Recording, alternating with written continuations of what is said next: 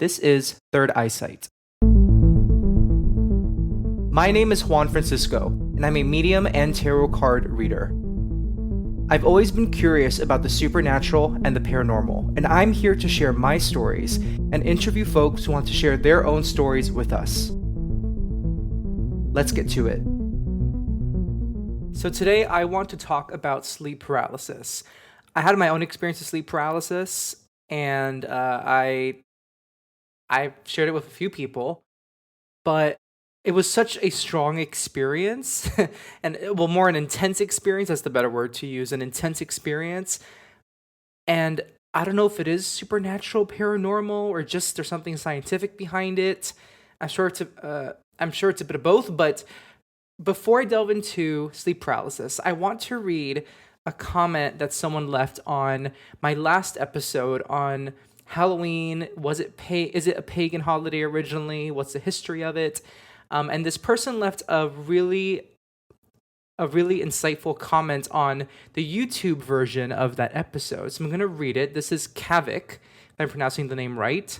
They commented this on the video, and this is what they said. Let's delve into the world of historical fact.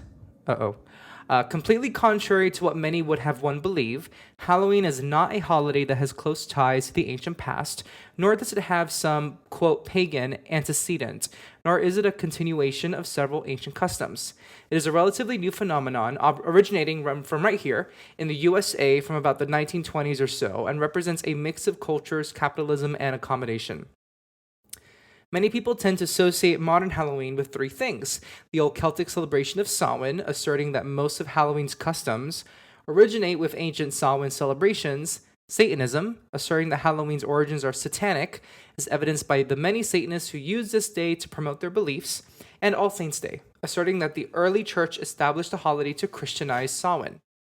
Perhaps the most difficult aspect of researching these various origins, traditions, and assumed truths about Halloween is sifting through all the data and separating what is historical fact from the myth, legend, and religious paranoia of what is historical fiction. It's not an easy task. Indeed, what makes this task even more difficult is that so many of these ill-researched, quote, facts, suppositions, and assumptions have been repeated for so long, they have essentially become accepted as truth. One can find these asserted facts in everything ranging from various educational websites to entries in dictionaries, encyclopedias, and even in some scholarly articles. I'm going to stop halfway, Kavik.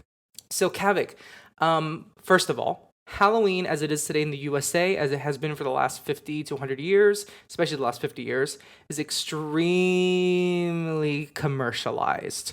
100% agree with you there. Capitalism has played a huge role in the way Halloween is today in the United States, for sure. And I think that it's fair to say that this is interesting because you said that there's Samhain, there are other holidays that may have the same quote-unquote feeling as Halloween, and that these things were developed by cultures independent of each other.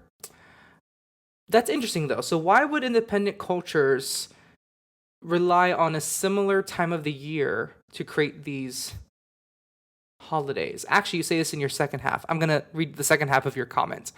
What we find after close examination and scrutiny, however, is that the accepted origin of most Halloween traditions' beliefs comes from the latter, historical fiction, rather than the former, historical fact. Contrary to what many believe or were taught, all three holidays, Halloween, All Saints' Day, and Samhain, developed completely independent of each other. They do, however, all share a common date and perhaps a feeling, but that's really about it. Indeed, so much of Halloween feels pagan that attempts to connect those things to ancient Samhain simply feels right. The truth is, to say Halloween's connections to ancient Samhain are, at best, extremely tenuous would be grossly overstating the facts. What is definitely known about Samhain would fit on about one side of a piece of paper. Halloween just does not have the pagan precedent so many people seem to desperately want it to. It might also be mentioned that until the middle of the 20th century, anthropologists typically assumed that any festival, however new it actually was and no matter where it came from, had ancient pagan roots, even if the people celebrating it gave a different story and were therefore thought to be ignorant of its origins. There was a romanticization of rural cultures, such that it was thought the rural folk were holders of ancient wisdom, but simultaneously ignorant that they held wisdom or that it was ancient, so they needed academics to explain it to them, based on theories that have long been discredited. So, you mentioned how like Halloween, All Saints' Day, and Samhain were developed completely independent of each other, but they have a common date and perhaps a feeling. But my question is why? Why would they all be similar, like having to do with the other side, and be around the same time, you know? And I think you bring up really interesting points. It kind of makes me think of St. Valentine's Day, or just Valentine's Day. It's named after a saint. But candy on Valentine's Day, from what I know, has nothing to do with the story of St. Valentine, canonized by the Catholic Church. So I'm assuming we can say maybe the same thing. Well, the same thing for the month of December. There's Christmas. There's Hanukkah. These are obviously important holidays to these two religions. You know, Christianity and Judaism, respectively. So now there are thoughts about Hanukkah. Some people of the Jewish faith feel that Hanukkah was created in was established, and it's in December to coincide with other holidays. But then, you know, Christmas is about the birth of Jesus Christ, and the theories are that Jesus Christ was born in maybe the month of June or July. That's what they say, not the month of December. So, and I believe I heard this recently, and I wonder if it's true, but that with the winter equinox, that's the reason Christmas, the birth of Jesus Christ, was placed at the end of our calendar year, because it coincided with the winter equinox.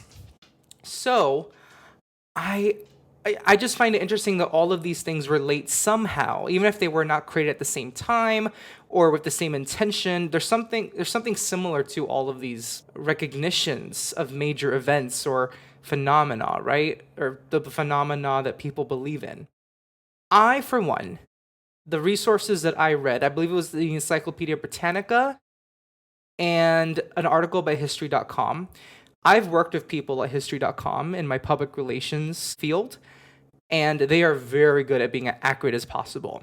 And with the Encyclopedia Britannica, if we can't believe the encyclopedias of the world, then what do we believe? So I do have a resistance to being cynical about what an encyclopedia will say. Now, encyclopedias are written by humans, of course, but if I can't trust an encyclopedia to give me history, what can I trust? So I agree with some points you made, but there are other points I'm like, well, then what do we rely on? Do we rely? I mean, I maybe I should look into the studies, but even you said that some scholarly articles give incorrect history about Halloween and Samhain. So where do I go? And maybe I'll do some Googling, but I feel compelled to say that if I read it in an encyclopedia, a well-known encyclopedia, and I read it from History.com, which I know is a TV channel in the United States, but I've personally worked with a writer or two at History.com, and they are very good at information and accuracy. They do their absolute best. I can say that from firsthand experience. I'm going to trust those sources, but I guess we can trust whatever sources we want to. At the end of the day, I'm not trying to misinform. I did quote these sources. I don't have a personal opinion on Halloween and how it started. I just wanted to explore it. And I'm thankful, Kavik, that you wanted to hear it in my episode and you wanted to explore it as well. And thank you for your comment. I think it's important to have conversations and get other ideas or other sides of a coin. And maybe we won't ever get the answer because, like you said, there's not much that we know about Samhain. It could only fit on one side of a piece of paper, so maybe we won't ever know whether there really is a link between Halloween and Samhain. And if we want to discredit that idea, I mean, it's not going to do anything to us today, but I definitely don't want to be misinformed. I wanted to read Kavik's comment because they invested a lot of time into their comment and a lot of good thought into it, and I wanted to give it the justice of reading it on the podcast. Now, today I am referring to online sources by medical professionals. So hopefully we will feel comfortable or like we're good with the sources I look to today. Sleep paralysis. I'm going to share with you my personal experience with sleep paralysis. Now, I want to share a content warning because there is description of what may sound like sexual assault in the story I'm going to tell. When I told the story to some people, they kind of like looked at me like, "Huh? That's what?" Like I was a weirdo. But this is what happened. This is what happened in my sleep paralysis episode. So, I was on a trip with my then boyfriend in Key West, Florida. And I'll admit that I've known Key West to be a haunted town. It's known for its haunts and its ghosts and paranormal activities. And I had that mindset already, to be very fair, as I was traveling to Key West and when I stayed the night at this hotel. My boyfriend and I had a room to ourselves, whereas other people in our party had other rooms in the suite that we all split on. And in the room, imagine being on a double bed, and there's my boyfriend to my right of me, and we're sleeping. And I am facing a wall, and to the left of the wall, was it to the left of the wall? I'm trying to remember whether there was a door at the foot of the bed to the left on the left wall, or a door on the left wall next to my head where I was sleeping. But anyways, I quote unquote wake up in the middle of the night and I cannot move, I cannot speak, and immediately, like within less than 2 seconds or a second of me realizing that I can't move, well, actually, what I think it was that I woke up and it all happened so fast.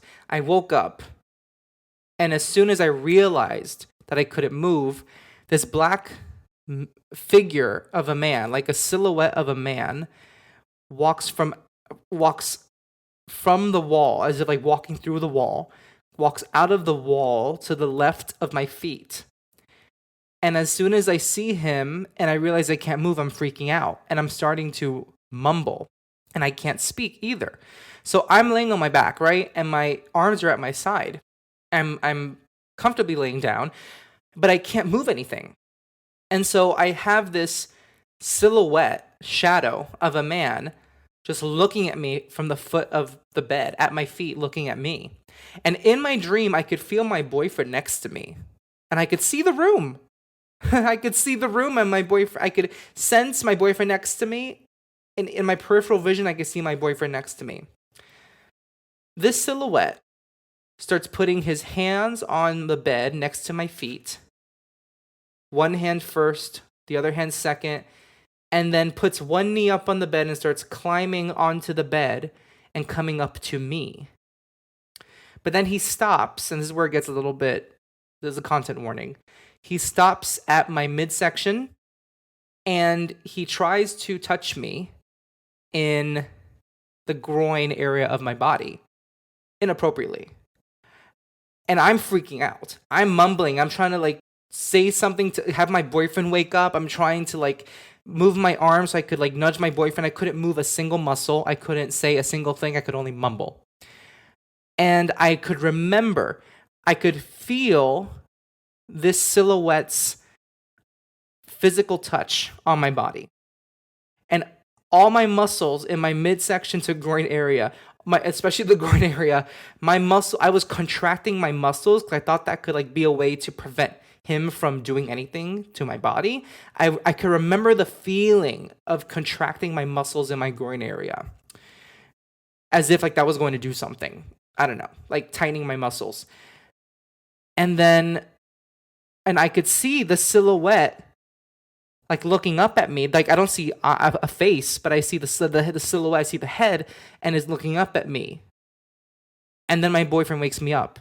Like, hey, wake up, wake up. That's the next thing I hear. And I wake up and I'm able to move and I'm like, holy crap, what was that? I was so freaked out that the next morning I went to the front desk of the hotel and asked if the hotel was haunted. Not realizing this was sleep paralysis. This was a very common experience. Whew. It was terrifying. I mean, to some people, it may sound really weird, and I hate to say it, but to some people I told, it sounded funny.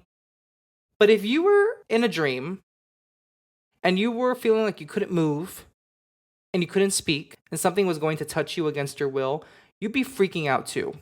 Okay? But some people found it funny because they're like, excuse me? Like, what? Like, what? Anyways. And I kind of wondered, like, other people have sleep paralysis episodes, but they don't get touched that way. And I'm wondering, like, did this silhouette thing, it saw that I was in bed with my boyfriend, sleeping. Did this thing know, or did this thing understand that I'm in a romantic relationship with this guy? So he's trying to, like, mock me or something? Or, like, I don't know. It was very odd. So that was my sleep paralysis episode. Very short, but I can remember it to this day very clearly. So here is what Mount Sinai, a medical institution, this is what Mount Sinai says about sleep paralysis. The exact cause of sleep paralysis is not fully known. Research shows the following are linked to sleep paralysis. 1, not getting enough sleep. 2, having an irregular sleep schedule, such as with shift workers, people who work shifts. 3, mental stress. And 4, sleeping on your back. I don't know about the sleeping on your back thing, but, well. And they say certain medical problems can be associated with sleep paralysis, like sleep disorders, like narcolepsy, some mental conditions like bipolar disorder, PTSD, panic disorder, the use of certain medicines, such as for ADHD and substance use. And they say that sleep paralysis occurs when the sleep cycle is shifting between stages. When you wake up suddenly from REM, rapid eye movement sleep, your brain is awake, but your body is still in REM mode and can't move, causing you to feel like you're paralyzed.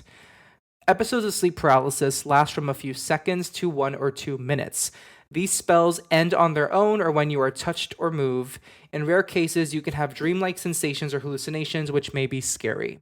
Sounds like me, right? Now, here is some more information or some more insight from the National Library of Medicine. This was a report from 2016. They also said that sleep paralysis, abbreviated by them as SP, occurs when rapid eye movement-based atonia perseverates. Ooh, I gotta look what that word means. Into wakefulness.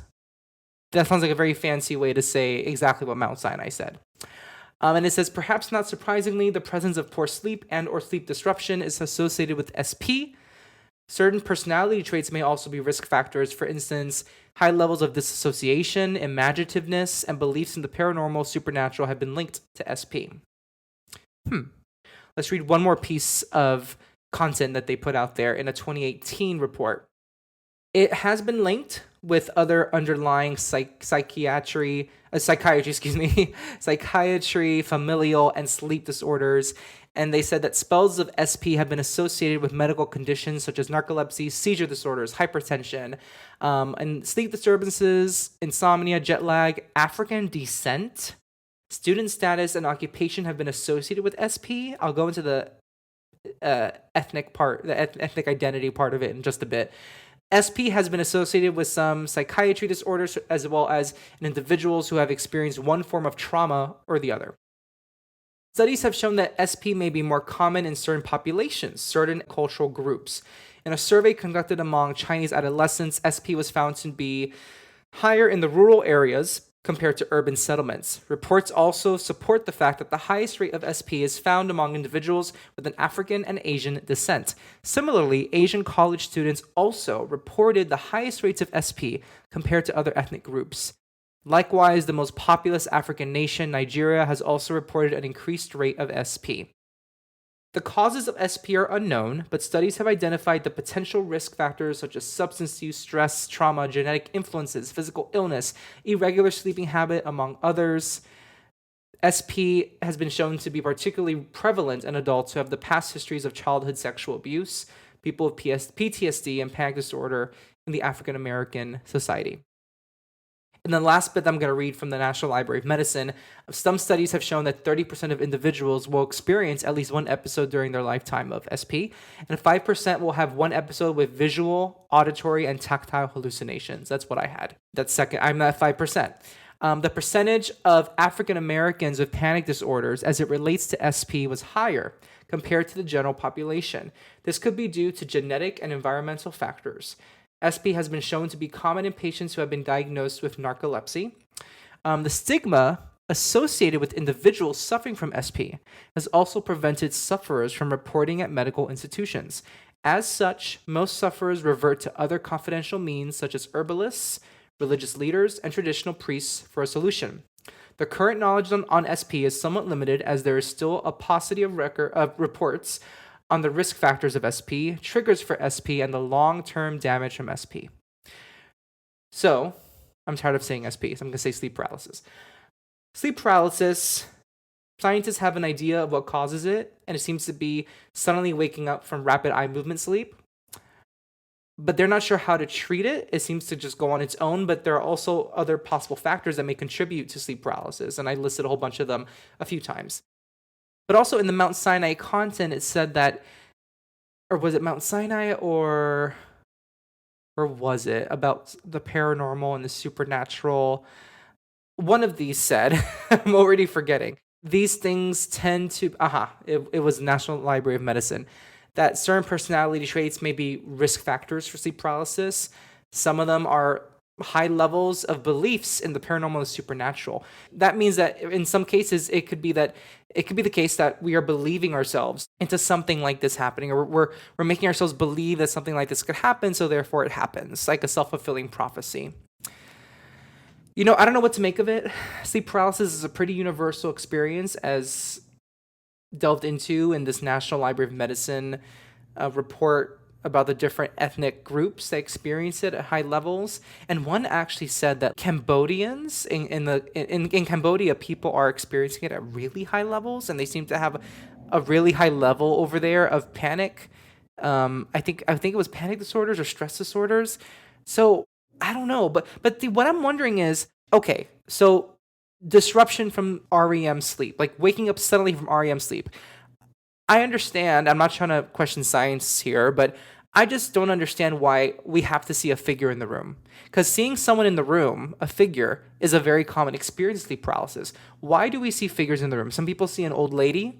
Some people see a black shadow like I did. Most people see black shadows. I remember my mother told me, she doesn't remember this anymore, but I remember I was sleeping next to her as a 3 or 4-year-old, and she had the same, the way she heard in her, the way she sounded, to say, in her sleep is the same way I seemed to sound when my boyfriend woke me up, that I was mumbling, I couldn't move. And she said the next day to me and my dad that she saw this figure at the end of the bed with like bare ears, which is odd. So this is a thing that people see figures during sleep paralysis in their room, full-bodied figures. Why? What's the scientific reason for seeing a creepy full-bodied figure? I just don't understand it. And I recently saw on TikTok or Instagram, when I say recently, it was the last 2 years, someone designed or created artistically this video of what it's like to be in the point of view of someone experiencing sleep paralysis. They made a video, like an animation. And it was exactly what I experienced. Some people, like my mother, just see a figure standing at the foot of the bed or in the room, and they can't move or say anything. This video depicted there being a figure at the end of the bed and then crawling up onto your body towards your face. That's almost exactly how when I saw the video, I'm like, holy moly, it's almost like what I experienced. That's crazy. So this is a universal experience. It's not just something that someone like me, who believes in the paranormal, the supernatural, or at least likes to explore these things, experiences. So I'm curious, what do you think of sleep paralysis? If you are someone who has experienced sleep paralysis, I would love to hear your story. If you're comfortable with it, I would love to have you on the podcast to talk about it. If your experience is different from mine, maybe you saw an old lady. Maybe the figure just stood at the end of your bed. Some people suffer with this often in their lives. Some people have recurrent sleep paralysis, which I saw was another diagnosis that I saw in some of these articles, recurrent sleep paralysis, which I can only imagine is so disruptive and unsettling. I'm not trying to take advantage of anyone's story, but I'm just really curious as to what people's experiences of sleep paralysis are like. So if you've had experience with this, with SP, as it's abbreviated, and you want to share your experience, whether anonymously or by, naming you, let me know. I would love to talk to you about what your experience was like, if it was different from mine, and how you felt when you had the experience. But otherwise, it seems to be a very, very commonplace thing to experience in our lives.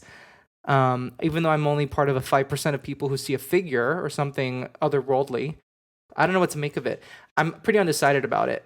And I've heard often that it's one of those things that science really has yet to figure out. And these articles say that because not many people report this, so it can't be studied. And it's very unpredictable as well.